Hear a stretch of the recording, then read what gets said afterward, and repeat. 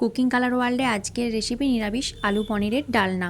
এই রেসিপিটা বানানোর জন্য প্রথমেই কড়াই সাদা তেল দিয়ে সামান্য হলুদ দিয়ে কিউব আকারে কেটে রাখা পনিরগুলো দিয়ে দিলাম।